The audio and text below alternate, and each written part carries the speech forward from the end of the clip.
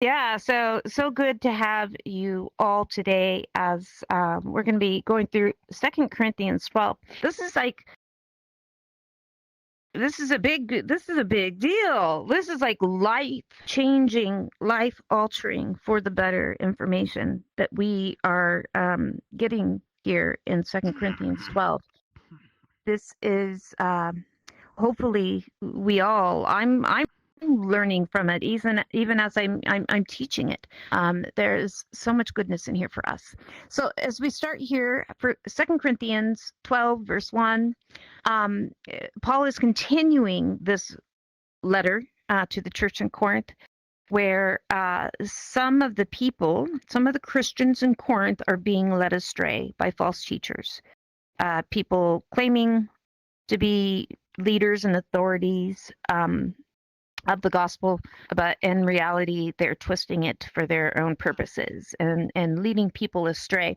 And so Paul has been saying this like sarcastically, because these false teachers who are leading them astray, they're doing so by like boasting about themselves. I'm amazing, follow me, I'm the one that knows the truth, do as I say and everything will be right in your world, and life will be nothing but peaches and roses if you just follow me. Like, these people are elevating themselves as if they are somehow God, as if they're like trying to replace Jesus in their faith with themselves. It's a bad problem. And so Paul is being sarcastic when he's like, okay, well, if you guys can boast, I can boast too, blah, blah, blah, blah, blah. So that's where we find him. So this boasting will do no good. But I must go on. I will reluctantly tell you about visions and revelations from the Lord.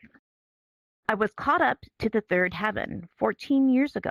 Whether I was in my body or out of my body, I don't know. Only God knows. Yes, only God knows whether I was in my body or outside my body. But I do know that I was caught up to paradise and heard things so astounding that they cannot be expressed in words, things no human is allowed to tell. So I love this because I study by using, I love to read multiple translations when I'm preparing for my sermons. And it's really quite fantastic how, and because we have different people who are putting scripture in. Someone does it in Rec Room, and it's a different person who does it here. And then, of course, I'm studying whatever translations I'm studying on my own. And this is just like this really interesting, because this time they were like all different. And this translation is actually missing a really key important part. It's missing something in the translation. They mean the same thing. In the other translation, instead of Paul saying, I was caught up to the third heaven, I don't know if I was in my body or not, I this and I that. Instead, in other translations, he refers to himself as in the third person. This man was caught up into the third heaven. This man experienced this, and this man experienced that. Even though they mean the same thing, even as Paul saying this man, he's talking about himself. But there's an intentionality for the reason he's talking about himself in a distance. This man did this thing instead of I did this thing. Because it's not about him, because it's not about Paul, because this thing has nothing to do with how amazing or not amazing Paul is. This is a thing that God did. God brought him and showed him this glimpse into heaven. And so, yeah, so I think this translation it lacks for that one little piece. It's not saying one is right or wrong. They both mean the same thing. Paul was caught up into heaven, but he is deliberately trying to distance himself. Because could you imagine if any one of us here were caught up into heaven, that God chose us, whether in our bodies or in our spirits, to have this glimpse into heaven and then returned us here to earth? What would we do with that, right? So Paul kept that to himself. God is like, you can't go around telling everybody what you saw, and he has his reasons, and we just have to trust what those reasons are. So Paul didn't go around saying how all this wonderful stuff that he experienced, and he kept it to himself. If it were most of us, we would immediately shout it from the rooftops, whatever platform we use, TikTok, YouTube, Twitch, whatever our preferred platform, we'd be posting, oh, you know, God did this. He brought me up into heaven. This is what I saw. I know I'm not supposed to talk about it, but blah, blah, blah, blah, blah, blah, blah, blah, blah. And we would be shouting it from the rooftops. And because this is truth, people would like gather around and be so in awe of us because we were caught up into heaven, and we would have like book deals and all the advertisers we could want. We'd be rolling in the dough, making up the money. We'd be so famous and popular. Everybody would love us. We are so amazing. We were caught up in heaven, right? That's what most of us would be doing. And Paul is saying, but I'm not doing that because it's not what we should be doing, because it's not about us. So let's keep going. And so he continues. That experience is worth boasting about. Like I was just saying, we'd all be like, what? Look at this amazing thing. It is worth boasting about, but I'm not going to do it. I will boast only about my weaknesses. If I wanted to boast, I would be no fool in doing so, because I would be telling the truth. But I won't do it because I don't want anyone to give me credit beyond what they can see in my life or hear in my message. Again, it's not about Paul, and he knows that. Even though I have received such wonderful revelations from God. So to keep me from becoming proud, I was given a thorn in my flesh, a messenger from Satan to torment me and keep me from becoming proud. As if Paul needed actually more, but apparently he did, because God allowed this, right? So apparently he did. You'd think Paul wouldn't need any more additional suffering because he was enduring so much already. Hunger, homelessness, shipwrecks, imprisonment, abuse, stonings, all this horrible stuff. He endured it all for the sake of sharing the gospel. But there was this something special, and we don't know what it was, that Paul had day in and day out. It went with him everywhere for years and years and years. Some sort of difficulty, some sort of extra challenge, whether it be physical illness, some sort of chronic illness. Some people think maybe it had to do with his speech or his vision, but there was something that was tormenting him. So it was not a little thing, big thing. Whatever it was, we know it was a big thing. It tormented him. It had its purpose. That pain had its purpose. And it was to keep Paul humble so that he could stay the course and he could share the true gospel, and not wander down the road as some of these other religious leaders or teachers, and not inadvertently lead people away from Christ instead of towards him. So his thorn in his side is no different than our thorns in our sides, because we all have something, and if you're not experiencing it now, you will. And this isn't to be pessimistic. This is actually to shout from the rooftop the glorious and wonderful hope that we all have. When we are weak, when we are at our lowest, that is when we are like ripe for growth, spiritual growth, emotional growth, physical growth. Just when we are at our worst, that is when God shines, if we allow him, if we go to him, and if we listen to him. Like, if we're just trying to fix whatever it is that has us so consumed, where we can't see any of the actual beauty and goodness and love and beauty around us, all we can see is this thorn in our side, right? When we don't go to God for help in these periods, then we'll be left there to flail. And when we keep trying to fix it all on our own, we're left there to flail, and we suffer. And our suffering is not for any good. If God takes everything and He uses it all for the good of those who love Him, including our suffering, if we allow Him. But we can do what I did like most of my life, which is turn and ignore Him, honestly. So real quick, I didn't have a chance to say much on this, so I'm going to say it now, and make sure this gets out there, because many of you don't really know me. And there is a very big reason, a purpose in my particular thorn. And there's a purpose in all of our thorns, whether we admit it or see it or not. My particular thorn, I was given, I grew up as a Christian, but then in my early adulthoods, just kind of like, just took off doing my own thing, because it's what I have this tendency to do. I just really just didn't pay God much attention. And I ran around and I got all kinds of trouble, and I hurt myself and I hurt other people in all kinds of ways that I didn't have to had I been following Jesus, right? I just did my own thing. And then I was having this wonderful life. I was a flight attendant and a skydiver and a scuba diver, and I traveled and I saw and did all these wonderful things.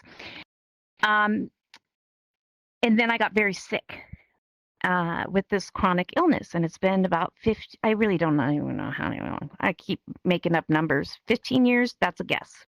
I would say at least, maybe more. I had suffered this chronic illness, so I could no longer work. I could no longer play. I could no longer travel. I could no longer go to the grocery store or my friend's house. I could no longer sit there in my home without being in the worst agonizing pain imaginable. And it took me like 4 years, because this is important too. Time. We all want everything to be fixed and go away and see what we're supposed to see and know what we're supposed to know. And we all want it like right now. But I'm here to say, please keep your hope. It doesn't often work out in that instantaneous way. We have things to learn. We have growth to grow. There is a purpose in our pain. And if God takes it away from us just because we ask Him, then we're not going to be getting what we're supposed to be getting, and we're not going to be going where we're supposed to be going. So the first 4 years after getting my thorn in my side, I still wasn't paying God attention. I've just lived a completely miserable life alone. I have a husband, but he works really very hard, so I see him for just like a couple hours a day, most of the time alone. And so I didn't have friends. I didn't do online social media. I didn't have any contact with anyone. I was miserable. I was in pain. I was alone. And that's all that life was. That's all I had. Everything was only that. And then about 4 years in, God, I was clearly nudging me like this entire lifetime, long before my thorn ever came, nudging me, asking me, calling me to come back to Him. And I would not. And it took me about 4 years before I found myself in a place where I realized I couldn't do this on my own, that actually I really do need God. People told me this as I was growing up as a child, and but in this moment, my pain, my suffering, my inability to overcome it on my own left me in this position where I realized I need God. And so that was like 4 years through that. And then from 4 years to about this 8 or 10 year mark, it took another several years, 4 years, another 4 years, where I slowly started growing in my relationship with God. I was doing Bible studies. I started seeing my sister and my mom on over Zoom, yes, but this was like new social contact that I hadn't had for 4 years. My sister and my mom, we do Bible studies together once a week. And I had my homework to do, and this was a responsibility in a world where I had no responsibilities. My job was gone. Everything was gone. There was nothing there. And so it took me like 4 years growing closer and closer to God. And then It was my being homebound that drew me so much into VR, right? So I first got VR so that I can escape the little dark box that I spent day after day, year after year, confined alone in. So I did this for this escape purpose. And in doing so, almost immediately, I found VRMMO Church. And from there, my relationship with God just got closer and closer. I started serving in very small ways, the smallest of ways. And then that serving turned into serving in this and that and the other way. I started taking seminary classes, even though I had no clue I was ever going to be a pastor. It wasn't even on my radar. It was just something I was doing because I was trying to grow closer and closer to God, grow in my wisdom. I was trying to benefit from all He is trying to give me. So this was a very long time. And ultimately, it has led me here where I still have my thorn in my side. The problems I still have are here, but God has changed radically my entire perspective, and He has changed radically the way I experience my thorn, my pain, and my suffering. And He can and will do this for anyone who has faith in Him. So it is so important to not lose hope because something has been so hard for so long. To not, I know there's something, this prosperity gospel. This hurts so many people because they're being told that if you're a good enough Christian, everything that is bad for you will be removed. You'll be like, how could it be? You have to get some time because you have to die sometime, and that is the law of the land of the world that we live in. But I digress. Some people are really frustrated. They feel like whatever they're going through, illness or what have you, is their fault because they're not a good enough Christian. And that's just not the way it works. Let me keep going to make sure we have time. Keep pushing forward, but don't give up. Remember, there really is, and it's true, purpose in our pain. I can go on all day. I am so excited. This is the last thing I'll say, and then we'll go on.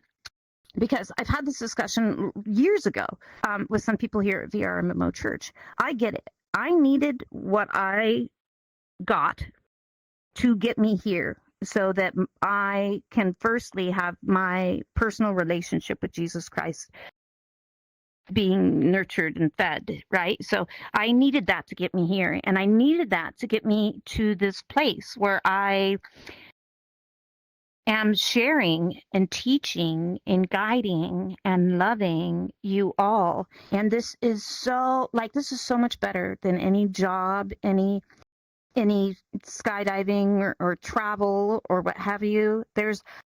Even though my circumstances, I'm still sick every day. I feel like, seriously, I have more joy, more satisfaction, more peace in my life than I ever had without my thorn, because I was without my thorn, but also without God. And now I have my thorn and I have God. And because of that, this situation is way better than the situation I was in before. Just because life is hard doesn't mean it's not where we don't need to be. And so for Paul, it was pride. And for me, I think it was my continuing struggle with wanting to control things, I have a hard time. I'm a very stubborn person. It's all a different something that we need to learn, but we got to let God show us what we need to learn through these things. So continue on with verse 8. 3 different times I begged the Lord to take it away. Each time He said, "My grace is all you need. My power works best in weakness." So now I am glad to boast about my weaknesses, so that the power of Christ can work through me.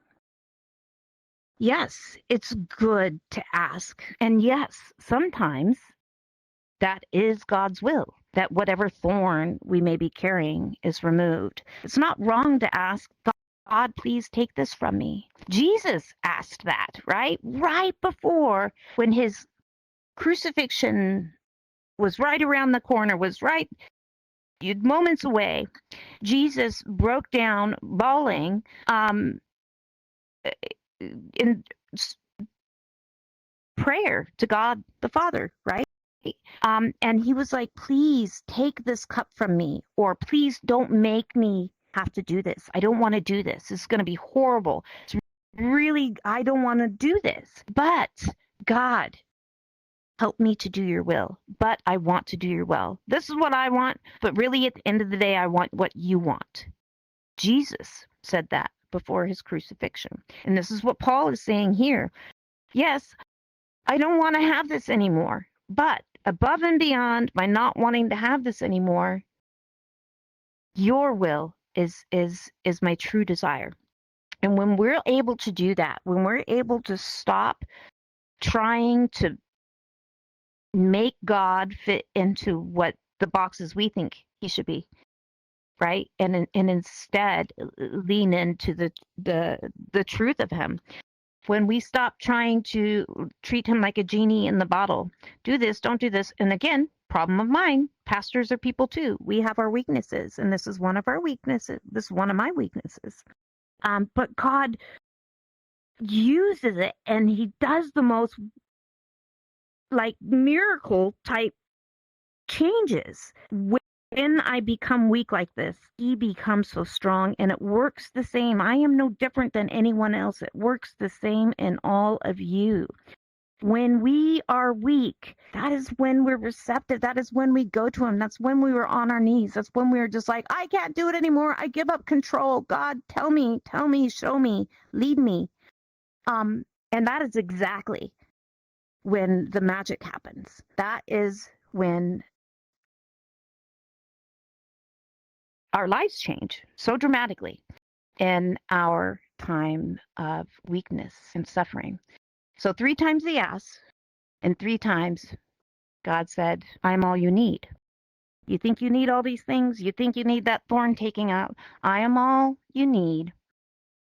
And my power works best when you let me take the reins, when you stop trying to make everything happen yourselves as if you don't need me. So,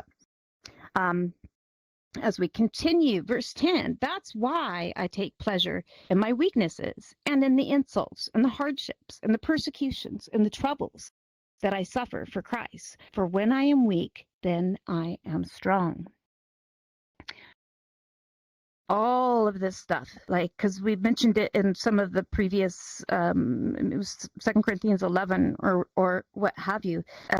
People are slandering Paul and for these things that he is enduring for them. We'll actually get to that a little bit more because it's all to strengthen you. Let me get there, and then I'll tell you a little bit more about that. So we're going to keep reading for now. You have made me act like a fool. You ought to be writing commendations for me, for I am not at all inferior to these quote unquote super apostles, even though I am nothing at all. Again, that humbleness. When I was with you, I certainly gave you proof that I am an apostle. And if you were with us, you've heard this already. If you haven't been with us, this apostle, which is apostle, a witness, a messenger of Jesus, a witness of Jesus. And then there's this like a big apostle, Paul's apostle, like, the apostles. But then there's what we would consider these little apostles, which are people who are messengers. They haven't had a direct interaction with Jesus. They didn't see him in this world with their own eyes, or they didn't have the experience that Paul had when he was Saul. So these little apostles are basically anybody who goes out into the world, into a new place, and brings the gospel to new people in a new place. Just so you know the difference between the super apostle and apostles. And what's with all these apostles? That's what's with them. So he's proven that he's an apostle that so he says, for I patiently did many signs and wonders and miracles among you, because they were given these powers to be able to do that as evidence of the power of God. So the only thing I failed to do, which I do in the other churches, was to become a financial burden to you. Please forgive me for this horrible wrong. There's some more of that sarcasm. Please forgive me for this horrible wrong. I'm not taking advantage of you. That's like, excuse me. So now I am coming to you for the third time, and I will not be a burden to you. I don't want what you have. I want you. After all, children don't provide for their parents. Rather, parents provide for their children. I will gladly spend myself and all I have for you, even though it seems that the more I love you, the less you love me. This whole parent-children thing. And that's exactly what Paul is doing, because so many people are rejecting Paul, slandering him, blabbering, gossiping about him, tearing him down. And he's like, I still love you. I love you so much, even though you reject me. It's this parental love. It's the love that God has for us. When a parent needs to discipline a child for their betterment so that the child can do better tomorrow, can be safer tomorrow, could grow in whatever way they need to grow, for tomorrow. And the same way, the suffering, the pains, the thorns in our side, this isn't to be mean. This isn't like, this so breaks my heart. Some people totally turn away from God completely because they can't understand how God could let them suffer for so much for so long, because they can't see it as anything else other than some sort of punishment, something to dread, something to fear, something to be angry about and sad about, when in reality this is an amazing and wonderful time. And I know it's hard to see it that way, and it's almost impossible to imagine it that way, to be honest, if you've not experienced it yourself. If you haven't been in it and have God scoop you up and take care of you and do whatever you need inside of you to keep you going, and not only going but going. People are always like, why are you so happy? I don't understand. You should be miserable. I'm like, yeah, I know, God. I don't understand. Blah, blah, blah, blah. I know, I don't get it either. God. It's amazing. And again, it's something that we have to take ownership of. We can't pray to God like a genie in a bottle. We've got to pray God for God to show us his will and to help us to do it, and to strengthen us where this pain is supposed to, let this pain do its work. Show me, even when I can't see it, help me to trust it. And the perspective that your mind has, even if things don't change, and things are going to change. Not everything will be taken away, right? Some of us will have suffering that lasts, and other sufferings will go. But even if things don't change, just this mindset between you and God will radically change the way we experience it.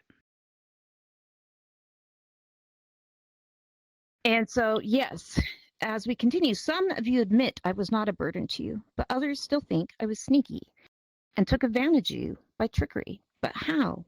Did any of the men I sent to you take advantage of you?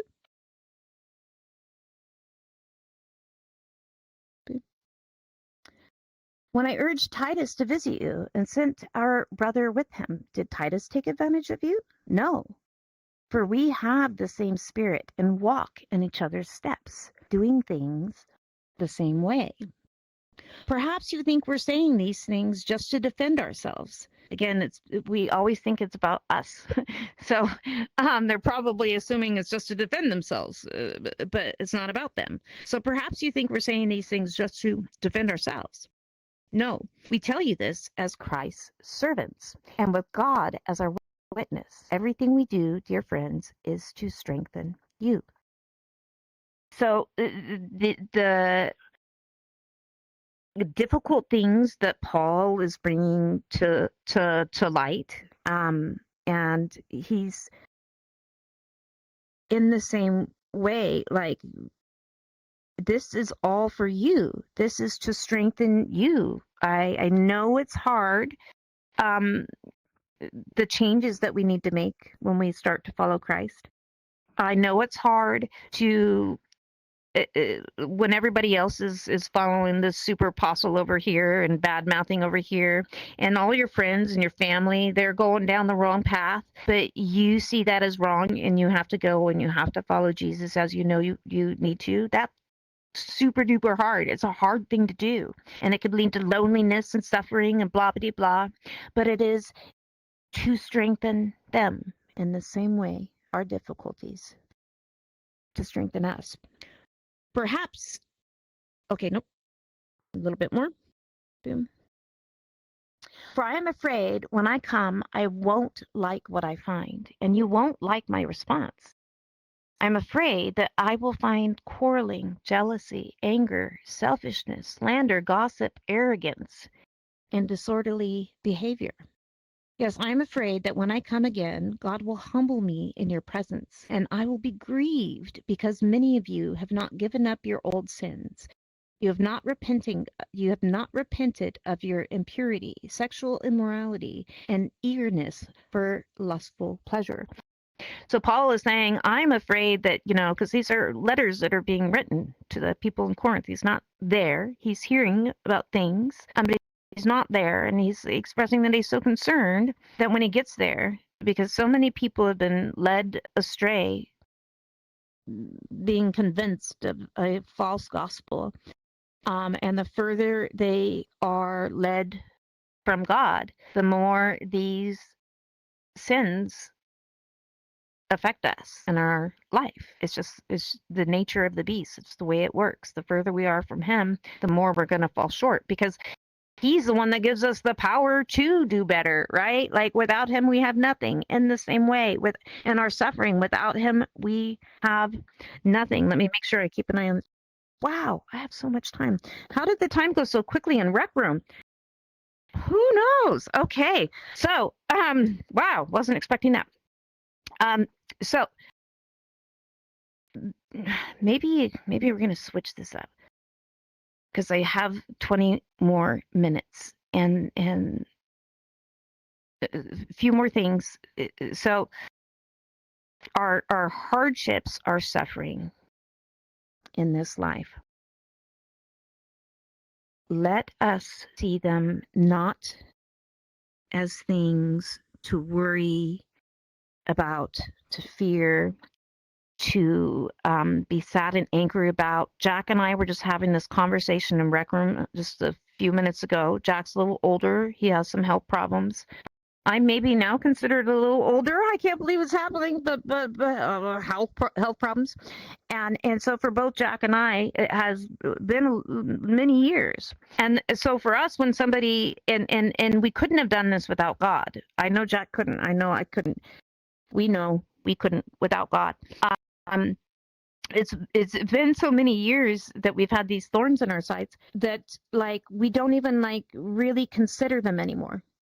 So we went from the same exact circumstance where all we could see is the thorn in our side, to going to God on our knees, unable to cope in any way with life anymore as it stood, to still having that same circumstance, but instead almost not even noticing that thorn. Like, even though you may be bedbound, you psychologically, you still don't notice the thorn. Somebody says, how are you? You're like, oh, really good. Blah, blah, blah, blah, blah, blah, and share all the other wonderful things. My cats have been so sweet and snuggly. I haven't been able to get bed in 2 days. It sure has been nice to have all this extra snuggle time. Whatever it may be, the perception, the way we experience it, God can take that and change it. Change, I don't even know how to begin to describe it, your entire lives. And it's all sitting here for the taking. As we sit here and we come, hopefully we're not visiting him, on Sundays and then forgetting about him during the week. Hopefully that's not what's happening here. And if it is, I really encourage you, just start spending more time with him.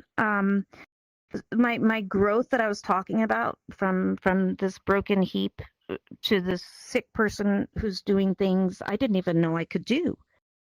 Sure, I can't do some of those other things, but I'm doing some crazy, amazing things that I had no idea I could do. But God did that, right? He took this broken, empty shell, and he did something incredible with it.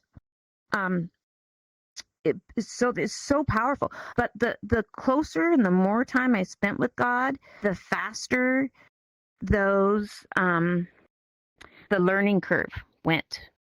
Right. So at first it was rather slow. Oh, it sounds like Yordi's made it. Hey, Yordis, welcome. I'm glad you could make it. Hello. Hello, little Yordis. Mm-hmm.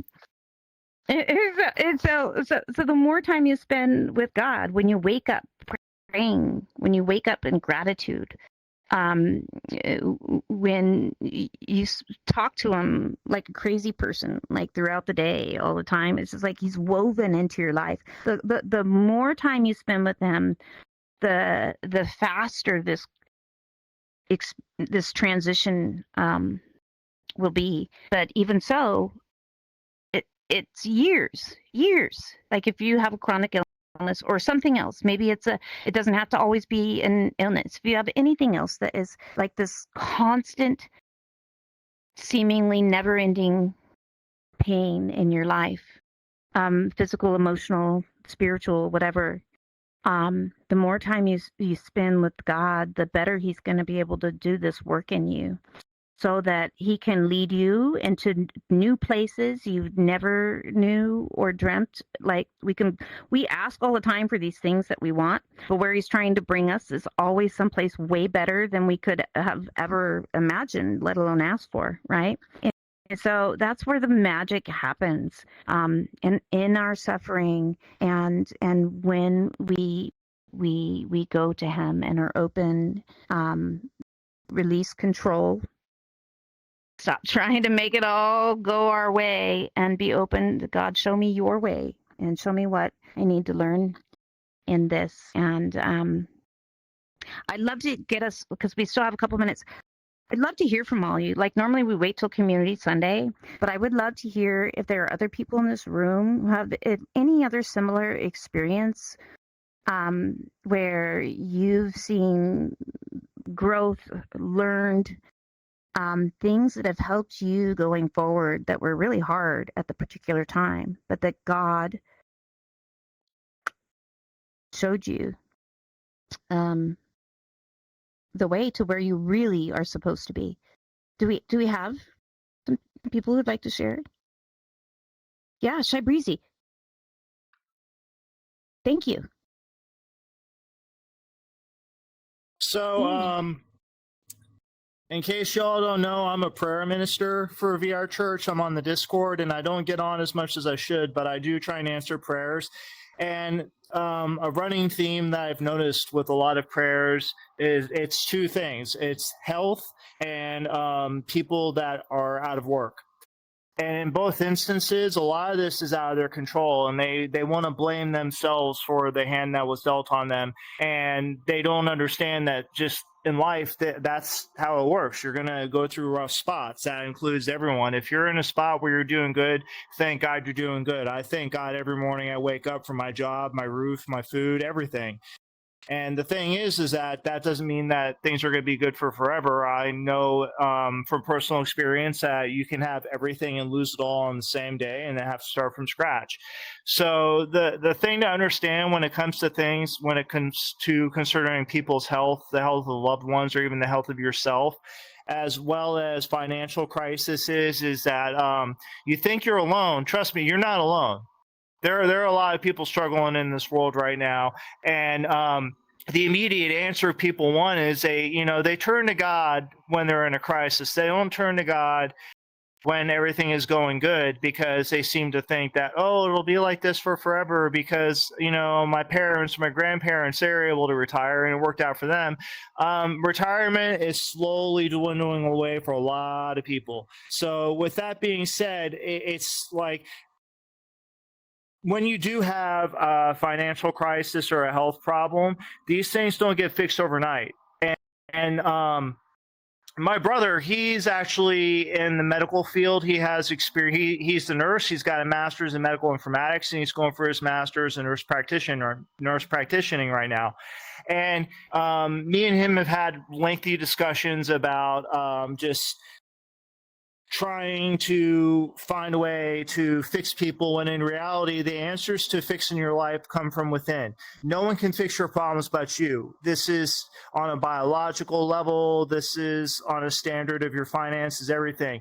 If you seem to think that these bad things happen and you don't know why they happened, maybe you just haven't examined the path you're on, because I truly believe I've gone through it myself, where the Lord has had to teach me valuable lessons about my finances and about my health in order to make me understand that I was not listening to the wisdom he was passing down on me.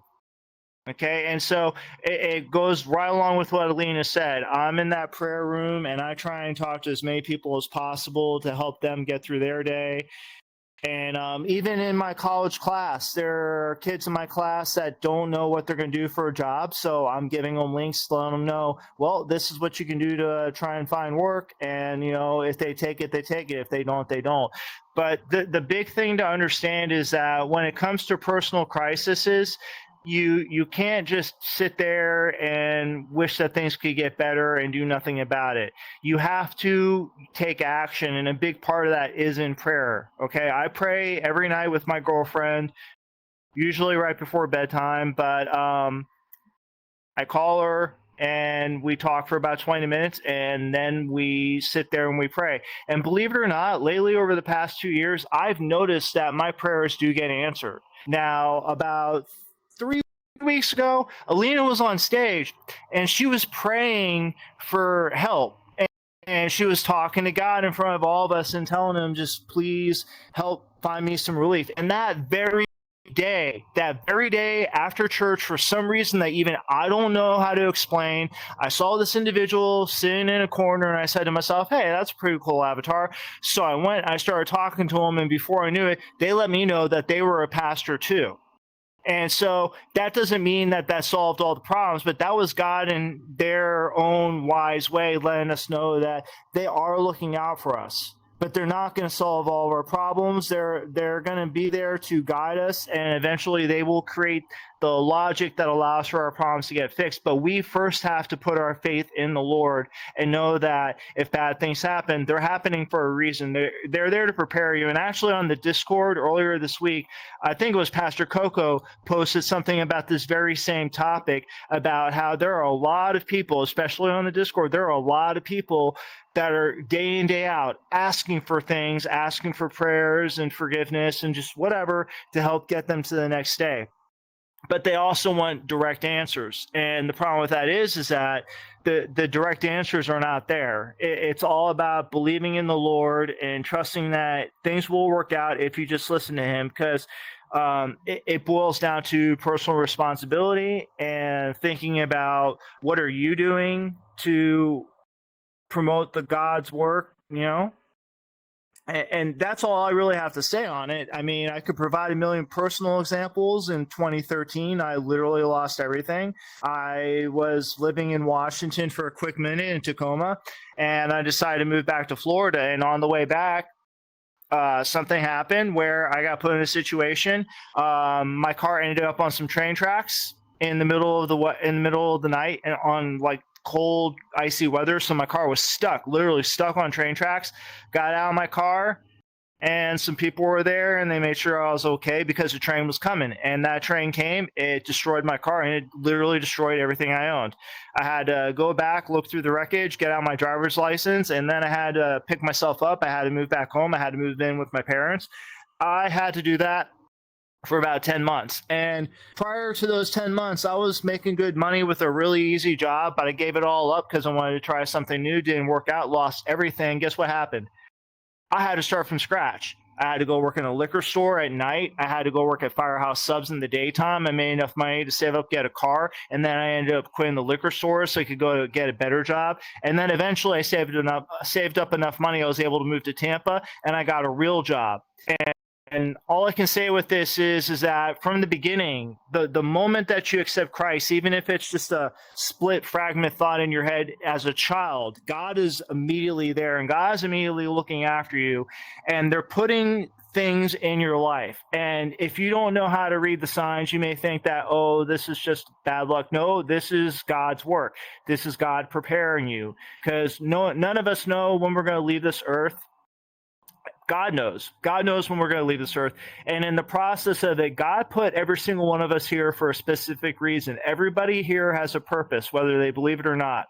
And part of what your job on this earth and this life is to find that purpose, is to find out, why did God put me here? What does God want me to do? And once you can accept that there is a God, he is real, he does love you, and he wants you to do better, start running with that intuition, start studying the Bible, start looking at life lessons, have conversations with your family and friends. Do not be ashamed of telling people you believe in God. Because guess what? If someone wants to turn away from you because, you're a lover of God, they probably were not going to be that beneficial in your life to begin with. So you just do your best to, don't shun them or turn them away. But if they choose to ignore you because of your interactions and your faith with the Lord, that's on them. You can't control other people's actions. All you can control is your relationship with the Lord, and let the Lord work through you. Because I promise you, it's happened to me multiple times. It's happened to Alina. I'm pretty sure half the people in this room has happened to. Anytime you're going through a bad, rough spot in life, you have to understand that things will get better, but you have to listen to the Lord, you have to pray, and you have to start analyzing your life and asking yourself, what is it in my life that I was doing that maybe offended the Lord, and what can I do to fix it? Because no one is beyond, everyone is capable of redemption. That's why Jesus went to the cross for us. So, and that's all I really have to say, but Thank you, Shy Breezy. Oh, if I can get back up there. I did it. Thank you so much, Shy Breezy. So one of the things that Shy Breezy was saying, there's so much in there, but one of the things Shy Breezy was saying was this idea, if you're just looking for, again, treating God as if he's a genie in a bottle, just asking in prayer, asking for what you want, for what you think you need, and then just anything that's not that, we see as an unanswered prayer. But that is not the case at all. God knows way better what we need than we do. And so sometimes we don't get the thing because it's not what's best for us. It's not what's going to lead us to one of the other things Shy Breezy was saying, purpose. We all have purpose. Each and every God has a reason that he put you on this earth, whether you realize it or not, whether you understand it or not. Like all of our journeys, always we don't understand why God put us here, right? This is something we discover throughout our journey, years in this world. But we all have a purpose, and if we're just looking for what we want, we are going to miss what God is actually trying to give us, right? There's this little, I don't know if you've seen it, brain games or something, where they tell people to count the balloons and count how many clowns go across the room, and so you count 13 clowns, you say. Yeah, but did you see the bear, the big giant bear running through the thing, right? No, you didn't see the bear, because all you were looking for were clowns. Shy Breezy. So I just realized there's something I want to add on to all this, if you Yeah. don't mind. Yeah. Here we go. Okay, so something else I want to point out. The older you get in life, I think a lot of people will agree, the older you get in life, there's more joy in giving to others than receiving. A perfect example of this is what we just went through this week, Valentine's Day. Now, I did something for my girlfriend that I don't think anyone's ever thought of or tried. I didn't just make her a Valentine. I made her 4 Valentines for Tuesday, Wednesday, Thursday, and Friday, each in the form of a card, each in the form of some candy. But I didn't stop there. I actually made handmade Valentines for some of my friends, some guys, some girls, and I handed them out. And it was just a simple thing, but it actually cheered them up. It made their day better because I was doing something for other people. That's something to understand as you get older in life.